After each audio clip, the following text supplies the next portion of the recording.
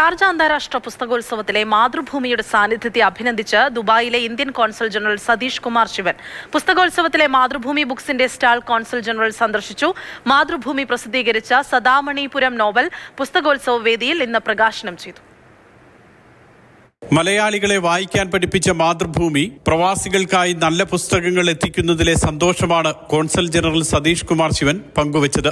Mathrubhumi books senior manager M Siddharth consul ജനറലിനെ സ്വീകരിച്ചു. And any Malayali will associate their childhood and their knowledge growth with Madhrubhumi.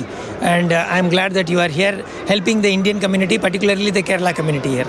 Sharjah Indian association president Nisar Thalangara, general secretary P Sreeprakash, AKCAF association president Paul T Joseph തുടങ്ങിയവരും കോൺസൽ ജനറലിനൊപ്പം ഉണ്ടായിരുന്നു.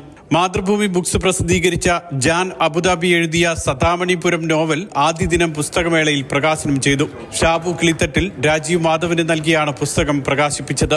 അനൂപ് ചന്ദ്രൻ പുസ്തകം പരിചയപ്പെടുത്തി. Machingal Radhakrishnan, Mathrubhumi books senior manager K Noushad തുടങ്ങിയവർ പങ്കെടുത്തു. അത് എൻ്റെ ദേശത്തിൻ്റെ തന്നെ കഥ പറയുന്ന ഒരു ഗ്രാമം വേറെ ഗ്രാമമായിട്ട് മാറുന്ന കഥ പറയുന്ന സദാമണിപുരം എന്ന ഒരു പുസ്തകമാണ്. അത് ഇവിടെ ഇന്ന് പ്രകാശനം നടന്നത്.